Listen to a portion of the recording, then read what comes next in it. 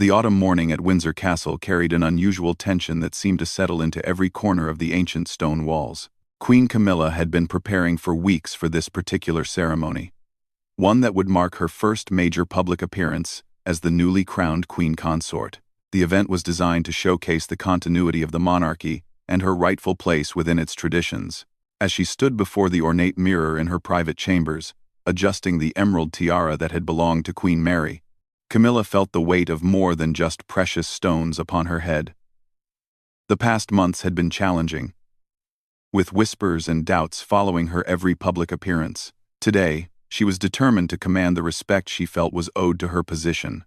The ceremony was to take place in the castle's quadrangle, where a regiment of the Queen's Guard had been specially assembled. These were not ordinary soldiers but the elite guards who had served the royal family for generations. Their red tunics and bearskin hats represented centuries of unwavering loyalty and discipline. Each man had been handpicked for his exemplary service record and absolute dedication to royal protocol. Captain James Morrison, a veteran of 23 years with the Guards, stood at attention as he reviewed the final preparations. His weathered face showed the marks of countless ceremonies, state occasions, and royal duties. He had served under Queen Elizabeth II with distinction and had been present for some of the most significant moments in recent royal history.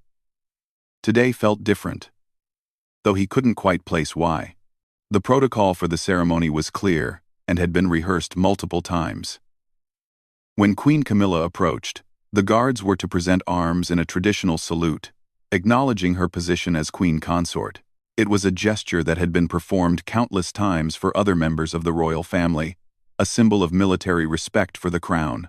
As the morning progressed, servants scurried through the castle's corridors, making final adjustments to decorations and ensuring every detail was perfect. The press had been invited to witness this display of royal ceremony, and photographers positioned themselves at strategic locations around the quadrangle.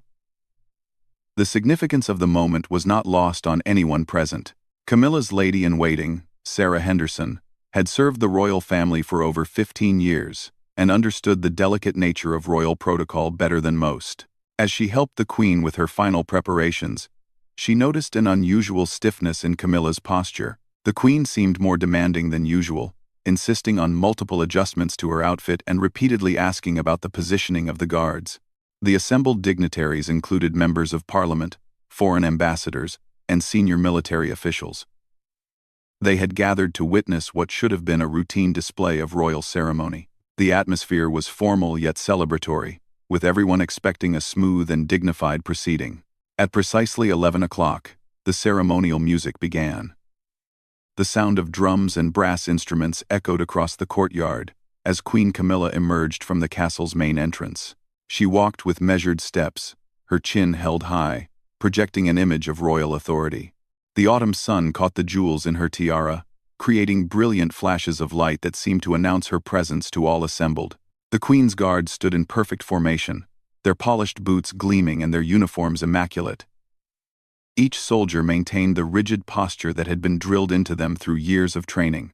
Their faces remained expressionless behind the shadow of their bearskin hats, embodying the stoic discipline expected of the royal guard. As Camilla approached the center of the quadrangle, she paused and turned to face the assembled guards.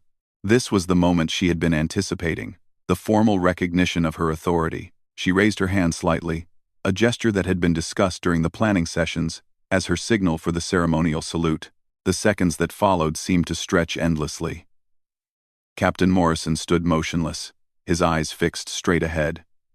Behind him, the other guards maintained their positions without the slightest movement. The expected command to present arms never came. Instead, an uncomfortable silence settled over the courtyard. Camilla's expression began to change almost imperceptibly. Her confident smile wavered as she realized that something was not proceeding according to plan. The guards remained in their standard attention position, showing no sign of preparing for the ceremonial salute she had expected. The weight of hundreds of watching eyes seemed to press down upon her. The press photographers continued their work, their cameras capturing every nuance of the unfolding scene. What had been planned as a triumphant moment of royal ceremony was beginning to take on an entirely different character. The Queen's hand remained raised for several more seconds before she slowly lowered it. uncertainty creeping into her movements. Sarah Henderson watched from the sidelines, her years of experience telling her that something significant was happening. The rigid protocol that governed every aspect of royal life seemed to be bending in ways she had never witnessed before. The guards' refusal to salute was unprecedented, and its implications would reverberate far beyond this single ceremony. The foreign dignitaries shifted uncomfortably, uncertain whether they were witnessing a breach of protocol or some new royal tradition they didn't understand. The British officials present exchanged meaningful glances, recognizing the gravity of what was occurring. This was not a simple oversight or miscommunication. Captain Morrison's decision in that moment represented more than just military protocol. His years of faithful service had been guided by principles of honor, duty, and respect that went beyond mere obedience to commands. The guards under his command looked to him for leadership, and his choice would define not only this ceremony but potentially the future relationship between the military and the crown. As the uncomfortable silence stretched on, Queen Camilla found herself in a position she had never anticipated. The ceremony that was meant to establish her authority had instead highlighted the complex dynamics of respect and recognition within the royal hierarchy. The guards' response would soon reveal depths of loyalty and tradition that even she had not fully understood. The tension in the courtyard became palpable as Captain Morrison made a decision that would echo through the halls of Buckingham Palace for years to come. His weathered hands remained at his sides, and his gaze stayed fixed on a point beyond Queen Camilla's shoulder. The silence that had begun as mere seconds now felt like an eternity to everyone present. Behind Morrison, Sergeant William Hayes, a 20-year veteran of the Guards, felt sweat beginning to form beneath his bearskin hat despite the cool autumn air. He had served alongside Morrison through numerous royal ceremonies and had never seen his captain hesitate in following orders. Yet something about this moment felt fundamentally different from every other royal salute they had performed. The royal protocol officers, positioned discreetly around the courtyard, began to realize that they were witnessing something unprecedented. Margaret Thornton, who had overseen royal ceremonies for over 2 decades, felt her carefully planned schedule crumbling before her eyes. She had coordinated every detail of this event with military precision, but nothing in her extensive experience had prepared her for this situation. Queen Camilla's face began to flush as the reality of the guards' refusal became undeniable. Her royal training had taught her to maintain composure in all circumstances, but this public rebuff challenged every assumption she had held about her position and authority. The cameras continued to click around her, capturing every moment of her growing discomfort. The decision facing Captain Morrison was not simply about following orders. During his years of service, he had witnessed the unwavering devotion that the Guards had shown to Queen Elizabeth II. Their loyalty had been earned through decades of consistent leadership, dignity, and respect for the traditions that bound the monarchy together. The late Queen had never demanded their salute. She had inspired it through her actions and character. In the weeks leading up to this ceremony, Morrison had heard whispers among his men about the appropriateness of the planned salute. The Guards had traditionally reserved their highest honors for those who had demonstrated exceptional service to the crown and country. While Queen Camilla held the title of Queen Consort, many of the soldiers questioned whether this alone warranted the same level of ceremonial recognition that had been given to Queen Elizabeth II. The foreign ambassadors present began to exchange worried glances. Ambassador Heinrich Müller from Germany had attended countless royal ceremonies and understood the significance of military protocol.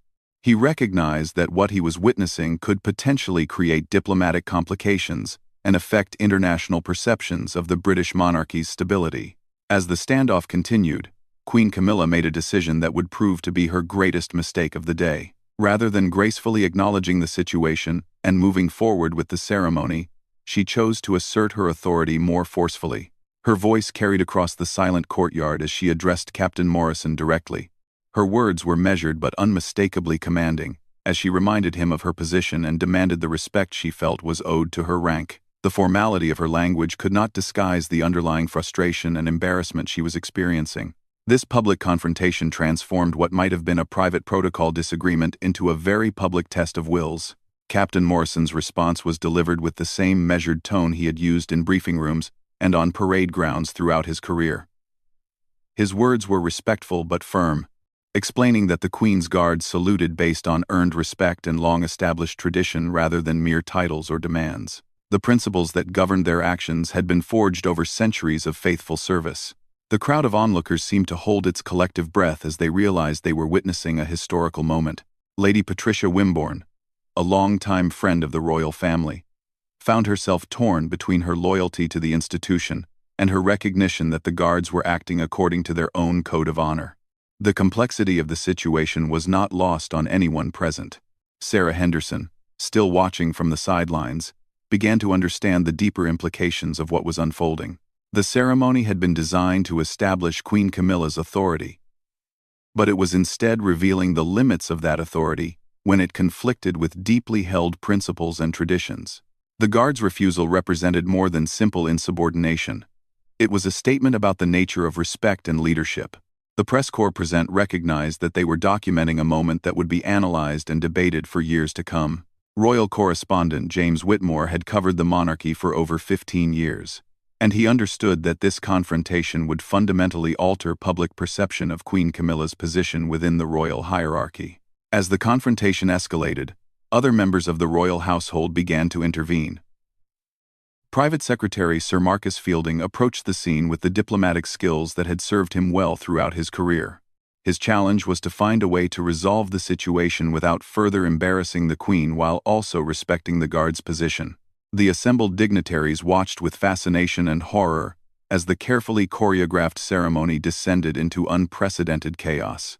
What had begun as a simple request for a salute had evolved into a fundamental challenge to the established order of royal protocol and military tradition.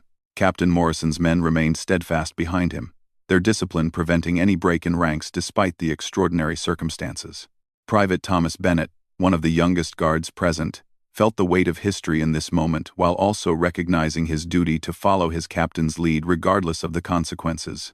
The autumn wind began to pick up, causing the flags and banners around the courtyard to flutter more dramatically. The natural elements seemed to underscore the turbulence of the human drama playing out before the assembled crowd. Every person present understood that they were witnessing something that would be remembered and discussed for generations. Queen Camilla's attempts to reassert her authority only seemed to strengthen the guards' resolve. Their silent solidarity spoke louder than any words could have conveyed. The very public nature of the confrontation meant that backing down would now be seen as weakness by all sides, creating a situation where compromise became increasingly difficult. The implications of this standoff extended far beyond the immediate ceremony. Questions about the nature of authority, respect, and tradition within the British monarchy were being raised in the most public possible forum. The resolution of this conflict would set precedents for future interactions between the royal family and the institutions that served them. The confrontation reached its climax as Queen Camilla made one final attempt to command the respect she felt was rightfully hers. Her voice rose slightly above the diplomatic whisper that had characterized the earlier exchange, and for the first time, genuine anger began to show through her carefully maintained royal composure. The demand she issued carried the full weight of her title and position, leaving no room for misinterpretation or negotiation. Captain Morrison's response would become legendary among military circles for years to come. Standing at perfect attention, he delivered a statement that was both respectful in its form and devastating in its content. He acknowledged Queen Camilla's position while making it absolutely clear that the Queen's Guard's traditions could not be commanded or demanded, but must be earned through service, character, and time. The captain's words carried the authority of centuries of military tradition behind them. He spoke of Queen Elizabeth II's decades of unwavering service, her presence with the troops during difficult times, and her genuine care for the welfare of those who served under her. The contrast he drew was subtle but unmistakable, and every person present understood the implications of his carefully chosen words. The gathered crowd watched in stunned silence as Queen Camilla's face transformed from royal authority to barely contained fury, and finally to something approaching humiliation. The public nature of this rebuff made it impossible for her to maintain the illusion of commanding universal respect and obedience. The cameras continued their relentless documentation of every expression and gesture. Sir Marcus Fielding recognized that immediate damage control was necessary. His years of diplomatic experience told him that allowing this confrontation to continue would only deepen the embarrassment for all parties involved. He approached Queen Camilla with the delicate suggestion that perhaps the ceremony could continue with modified protocols, offering her a graceful way to retreat from her untenable position. However, the damage had already been done in the most public way possible. The foreign dignitaries present would carry this story back to their respective countries, where it would undoubtedly influence international perceptions of the British monarchy's stability and unity. The carefully cultivated image of seamless royal authority had been shattered before an audience that included some of the world's most influential observers. The press corps present recognized that they had witnessed one of the most significant royal protocol breaches in modern history. Royal photographer Simon Crawford had captured the entire sequence of events, from Queen Camilla's confident approach to her final humiliated withdrawal. These images would appear on front pages around the world within hours. As the standoff continued, other members of the royal household began to position themselves strategically around the courtyard. Lady Sarah Chatto, representing the wider royal family, found herself in the impossible position of witnessing a confrontation that could potentially damage the monarchy's reputation while being powerless to intervene effectively. The guards themselves remained a model of military discipline throughout the entire ordeal. Not a single soldier broke ranks or showed any sign of wavering in their support for Captain Morrison's decision. Their unity in this moment demonstrated the strength of the bonds that held the regiment together, and their collective commitment to the principles that governed their service. Private Bennett, despite his youth and relative inexperience, felt pride in being part of this historical moment. The training that had seemed so rigid and demanding during his early months with the Guards now revealed its true purpose. The discipline and principles that had been drilled into him provided the foundation for standing firm in this unprecedented situation. The autumn afternoon began to take on an almost surreal quality, as the ceremony that should have lasted 30 minutes stretched into over an hour of uncomfortable confrontation.